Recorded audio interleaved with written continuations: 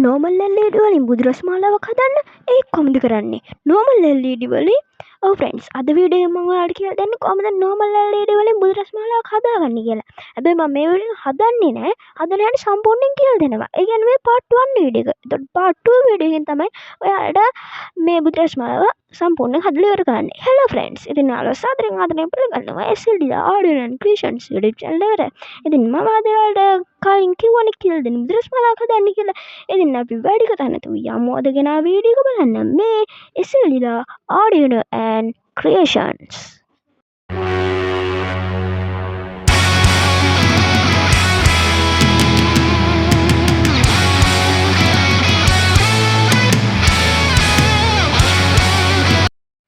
හරි ෆ්‍රෙන්ඩ්ස් ඉතින් මම ඔයාලට කලින් කිව්වා වගේ ඉතින් මම මේකේ බුදු රස් මාලාව හදන හැටි ඔයාලට පෙන්නන්නේ නැහැ. ඉතින් මේකේ මම කරන්නේ ඔයාලට දල සැකස්මල් ඇඳලා කොහොමද හදන්නේ කියලා සම්පූර්ණයෙන්ම මේක කියලා දෙනවා. කොහොමද වයරින් එක යන්නේ කොහොමද මේ බුදු රස් මාලාව වැඩ ගන්න මොනවද ඕන කම්පෝනන්ට්ස් තුත් අද කියනවා. ඉතින් ඔයාලට වෙලාසනින් ගන්න පුළුවන් හින්දා ඉස්සෙල්ලාම මේ වගේ දල සැකස්මක් ඇඳගෙන තියෙනවා ෆ්‍රෙන්ඩ්ස් රවුම් 5ක් ගහගෙන. ඉතින් ඔයාලා මේකට ඕන බෝඩ් එක පාවිච්චි කරන්න නැගි මේ තියෙන ඉතින් බෝඩ් එක මේ වටේ ලයින් එකේ යන්නේ බෝඩ් එක තමයි ෆ්‍රෙන්ඩ්ස්. ඉතින් මේ ඇතුළේ ලයින් ටිකෙන් තමයි ෆ්‍රෙන්ඩ්ස් බල්බ් එන්නේ. ඉතින් බල්බ් තුත් මාක් කර ගන්න ඕන ෆ්‍රෙන්ඩ්ස් ඉස්සෙල්ලාම. ඉතින් මේ වගේ දල සැකස්මක් අනිවාර්යෙන් ඇඳ ගන්න ඕන ෆ්‍රෙන්ඩ්ස්.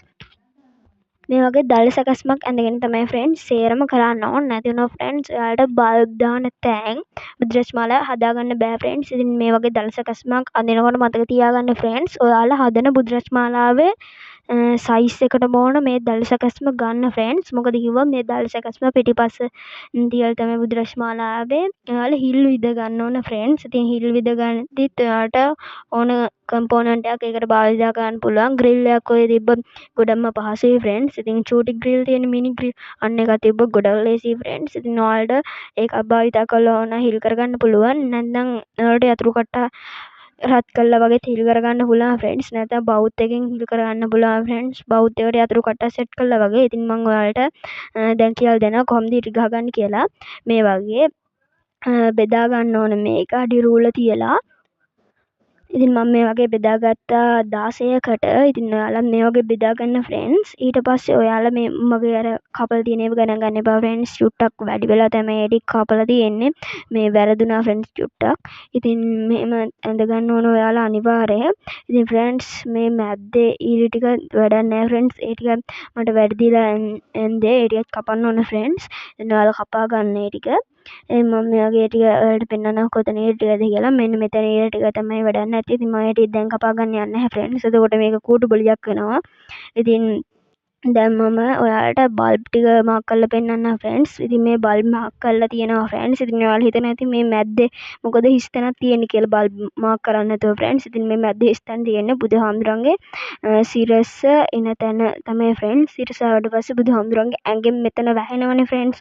ඒකින්ද එතනට බල්බ් අවශ්‍ය වෙන්නේ නැහැ ෆ්‍රෙන්ඩ්ස්. ඉතින් බල්බ් නැතුව ඒ ටික තිබ්බට අවුලක් නැහැ ෆ්‍රෙන්ඩ්ස්. ඉතින් මම ඔයාලට කියලා දෙන්නම් දැන් කොහොමද වයරින් එක යන්නේ කියලා ෆ්‍රෙන්ඩ්ස්. ඉතින් සමහරක් YouTubersලා ඔයාලට හරියටම කියලා දෙනවා ෆ්‍රෙන්ඩ්ස්. හැබැයි සමහරක් YouTubersලා ඔයාලට ඊයක් ඉතුරු කරගන්න ක්‍රමයක් කියනවා. ඉතින් මම අද ඔයාලට රෙකමන්ඩ් කරන්නේ ඊයම් වැඩියෙන් යන ක්‍රමයක්. ඉතින් ඒ ක්‍රමය තමයි ෆ්‍රෙන්ඩ්ස් සාර්ථක. මම ඔයාලට පළවෙනි ක්‍රමය කියන්නම්. පළවෙනි ක්‍රමය විස්තර කරන්න. පළවෙනි ක්‍රමය ෆ්‍රෙන්ඩ්ස් ඉතින් පළවෙනි ක්‍රමේ වාසිය තමයි ෆ්‍රෙන්ඩ්ස් ඊයම් අඩුවෙන් යනවා. හැබැයි අවාසිය මයි ෆ්‍රෙන්ඩ්ස් එක බල්බයක් හරි පිච්චුනොත් ඒ ලයින් එක වැඩ කරන්නේ නැහැ ෆ්‍රෙන්ඩ්ස්. හැබැයි දෙවෙනි ක්‍රමේ වාසිය තමයි ෆ්‍රෙන්ඩ්ස් එක බල්බයක් හරි පිච්චුනොත් ලයින් එක වැඩ කරනවා ඒ බල්බ විතරක් වැඩ කරන්නේ නැහැ ෆ්‍රෙන්ඩ්ස්. එතකොට දෙවනි විදිහේ අවාසිය තමයි ෆ්‍රෙන්ඩ්ස් ඊයම් ගොඩක් යනවා. ඉතින් ඒක තමයි තියෙන වාසිය සහ අවාසිය ෆ්‍රෙන්ඩ්ස්. ඉතින් මම ඔයාලට දැන් ඇඳලා පෙන්නනවා. ඉස්සෙල්ලා මම බල්බ් 4ක් ඇඳ ගන්නවා ෆ්‍රෙන්ඩ්ස් මේ වගේ. මම ඔයාලට දැන් ලකුණු කරලා පෙන්නන්නම්. ඒකේ ධන ඍණ එන විදිහ. ඔයාලා හිතන්න මේ පැත්ත මම දාගන්න මේ පැත්ත ධන මේ පැත්ත ඍණ.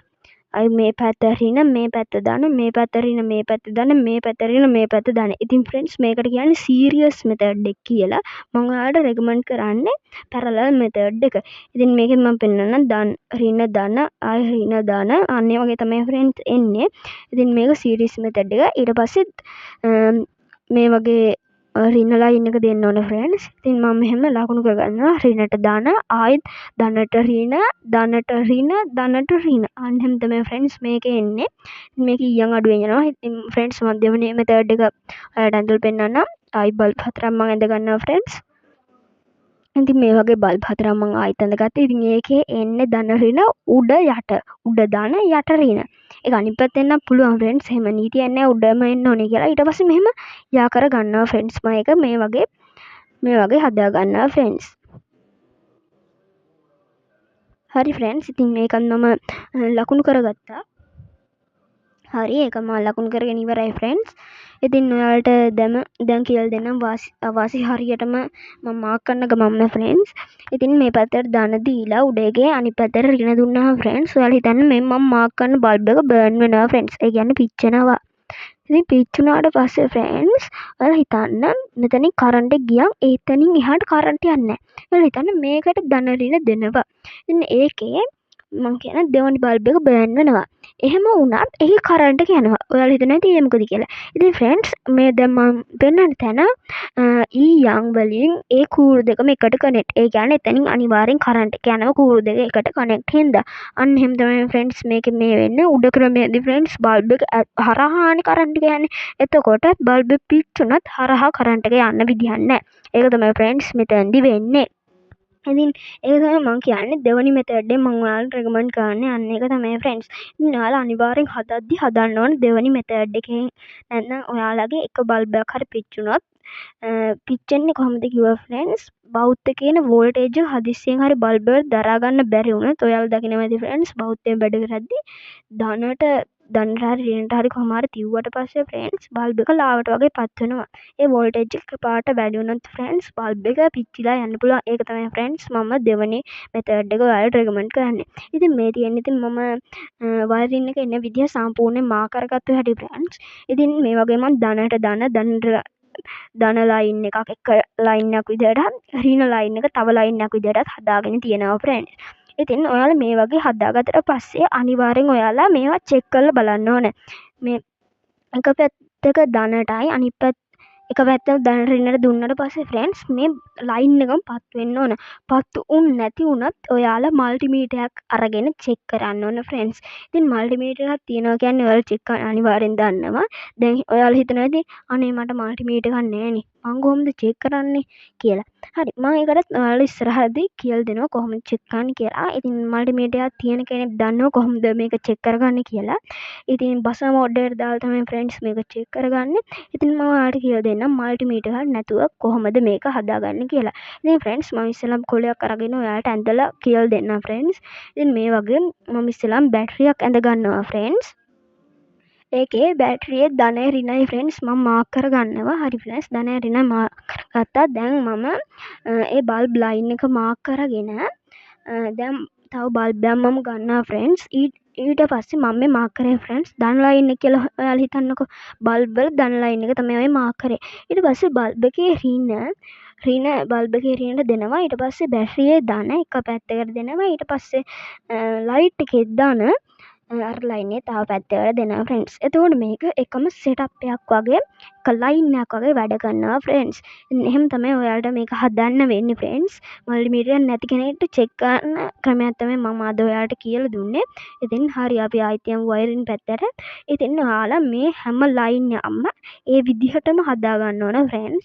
ඉතින් මේ වගේ හදා ගන්න ඕනේ. ඊට පස්සේ ඔයාලා මෙහෙම හදාගෙන සේරම පත් වෙනවද බලන්න ඕන. පත් වෙනවද බලලා සේරගේම ධන එකට එකතු කරන්න ඕන. සේරගේම රිනත් එකට එකතු කරන්න ඕන ෆ්‍රෙන්ඩ්ස්. ඊට පස්සේ ඔයාලා පව එක දෙන්න ඕන ෆ්‍රෙන්ඩ්ස්. ඉතින් ඔයාලා හිතනවද පත් වෙනවා කියලා? ඔව් මම නම් කියන පත් වෙනවයි කියලා. කවුද කියන්නේ පත් වෙන්නේ නැහැ කියලා? ඉතින් ධන සේරම හරි රිනත් සේරම හරි මම ඔක්කොම චෙක් කරා. ඒත් පත්තු කරන්න පුළුවන්. පත්තු කරන්න බැරි මොකද? බැරි කවුද බැහැ කියන්නේ? මම කියන්න බැහැ කියලා. ඉතින් ඔක්කොම ධනට ධන දුන්නා. රින දුන්නා. ඔක්කොම කිසි මවුලක් නැතුව චෙක් වෙනවා චෙක් කරා නම් ඉතින් පත්තු වෙනවනේ. පත්තු වෙන්න ඕනනේ. ෆ්‍රෙන්ඩ්ස් පත්තු වෙන්නේ ඒ මොකද? පත්තු වෙන්නේ නැත්තේ ෆ්‍රෙන්ඩ්ස්.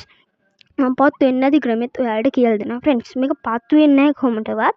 ඉතින් එහෙම පත්තු වෙන්න විදිහක් නැහැ. පත්තු වෙනවනම් ඒ බල්බ් තියෙන ෆ්‍රෙන්ඩ්ස්. අර දැන් සුදු කප්පේ බල්බ් ගන්නවා නම් පත්තු වෙන්නේ නැහැ ෆ්‍රෙන්ඩ්ස් කවදාකවත්.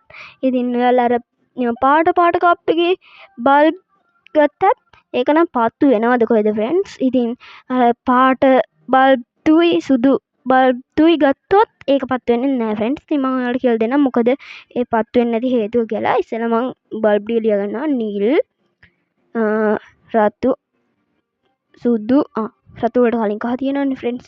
නිල් කහ රතු සුදු තැඹිලි ඔය වගේ බල්බ් තියෙනවා කියලා හිතන්න ෆ්‍රෙන්ඩ්ස්. ඊට පස්සේ ඔයාලා හිතන්න ෆ්‍රෙන්ඩ්ස් ඔයාලා හිතන්න LED 1 කියලා ගෲප් එකක් තියෙනවා කියලා ෆ්‍රෙන්ඩ්ස් හිතන්න. LED 1 කියලා ගෲප් එකක් තියෙනවා. තව LED 2 කියලා ගෲප් එකක් තියෙනවා ෆ්‍රෙන්ඩ්ස්. ඉතින් මම දන්නේ මේ වගේ LED 1 LED 2 ගෲප් එකක් තියෙනවද කියලා. ඉතින් මම ඔයාලට කියලා දෙන ලේසියෙන් තමයි මේ වගේ LED 1 LED 2 කියලා ගෲප් දෙකක් ගත්තේ ෆ්‍රෙන්ඩ්ස්. හරි. ඊට පස්සේ මේ LED 1 කියන ගෲපේ නිල් බල්බ් තියෙනවා, කොළ බල්බ් තියෙනවා, සුදු බල්බ් තියෙනවා, දම් බල්බ් තියෙනවා, රෝස බල්බ් තියෙනවා ෆ්‍රෙන්ඩ්ස්. එතකොට LED 2 කියන ගෲපේ ෆ්‍රෙන්ඩ්ස් කහ බල්බ් තියෙනවා, රතු බල්බ් තියෙනවා, තැඹිලි බල්බ් තියෙනවා ෆ්‍රෙන්ඩ්ස්. ඉතින් ඔයාලට මම කියලා දෙන්නම් කොහොමද මේක වෙන්නේ කියලා. ඉතින් ෆ්‍රෙන්ඩ්ස් ඔයාලා හිතන්න මේ කහ රතු තැඹිලි බල්බ් වලට ගන්නවා වෝල්ටේජ් එක 2.5 වෝල්ට් වගේ ගන්නවා කියලා හිතන්නකෝ ෆ්‍රෙන්ඩ්ස්. 2.5 වෝල්ට්. හරි ෆ්‍රෙන්ඩ්ස්. ඉතින් ඔයාලා ඊට පස්සේ හිතන්න LED 1 ගෲප් එකට ගන්නවා කියලා 3 වෝල්ට්. ඉතින් මම දන්නේ හරියටම ෆ්‍රෙන්ඩ්ස් ඉතින් 2.5 වෝල්ට්ම ගන්නවා කියලා. ඉතින් මම විශේෂඥ නෙමෙයි මම චෙක් කරලා බැලුවෙත් නෑනේ ෆ්‍රෙන්ඩ්ස්. ඉතින් මේ වගේ වෝල්ට් තමයි ගන්න ෆ්‍රෙන්ඩ්ස්. ඉතින් ඔයාලා හිතනවා ඉතින් මෙහෙම දුන්නම් පත් වෙන්නේ නැත්නම් මොකද කියලා. ඔයාලා හිතන්න ෆ්‍රෙන්ඩ්ස් දැන් මෙතන 3යි 5යිනේ මෙතන සම්පූර්ණ 5.5ක් වගේ තමයි වෝල්ටේජ් එක. ඉතින් ඔයාලා දුන්නාට පස්සේ ඔයාලා හිතන්න මේ දැන් 3 වෝල්ට් වල වැඩි ඇම්පියර් ගණනක් තියෙන්නේ. 2.5 වෝල්ට් වල වැඩි ඇම්පියර් ගණනක් තියෙන්නේ 3 වෝල්ට් වල. ඉතින් වැඩි ඇම්පියර් ගාන ගත්තට පස්සේ තැන්ට අනිත් බල්බ් වලට ඇම්පියර් ගාන මදි වෙනවා ෆ්‍රෙන්ඩ්ස්. ඉතින් මේක දෙපැත්ත මාරු වෙන්න පුළුවන් ෆ්‍රෙන්ඩ්ස්. ඊට පස්සේ මම ඔයාලට කියන්නම් මේක කොහොමද හදාගන්නේ කියලා. ඉතින් නිල් කහ රතු සුදු තැඹිලි විදිහට මම ගන්නවා ෆ්‍රෙන්ඩ්ස්. ඊට පස්සේ මම මේක ධන ඍණත් මාක් කරගෙන යනවා ෆ්‍රෙන්ඩ්ස්. ධන ඍණ විදිහට ෆ්‍රෙන්ඩ්ස්. ඊට පස්සේ ඔයාලා දන්නවනේ ෆ්‍රෙන්ඩ්ස් ආඩියනෝ බෝඩ් එකේ තියෙන්නේ ධන ලයින් එක ලයින් විදිහටනේ. ඒ ෆ්‍රෙන්ඩ්ස් දැන් ඒකනේ තියෙන ඩිජිටල් පින් 1 ඩිජිටල් පින් 2 අන්න ඒවනේ ධන ලයින් ෆ්‍රෙන්ඩ්ස්. ඉතින් එහෙම තමයි තියෙන්නේ ෆ්‍රෙන්ඩ්ස්. ධන ලයින් නම් කොහොමද කැඩිලා තමයි තියෙන්නේ ෆ්‍රෙන්ඩ්ස්. කැඩිලා තියෙන්නේ. ඊට පස්සේ ෆ්‍රෙන්ඩ්ස් ඉතින් කොහොමද කැඩිලා තියෙන හින්දා ඔයාලට රින ලයින් විතරයි කඩලා ගන්න තියෙන්නේ ෆ්‍රෙන්ඩ්ස්. ඉතින් මේ මම ධන ලයින් මේව කරනවා. නිල් පාට දෙවෙනි පින් එකට, කහ පාට තුන්වෙනි පින් එකට, රතු පාට හතරවෙනි පින් එකට, සුදු පාට පස්වෙනි පින් එකට, තැඹිලි පාට හයවෙනි පින් එකට ෆ්‍රෙන්ඩ්ස්.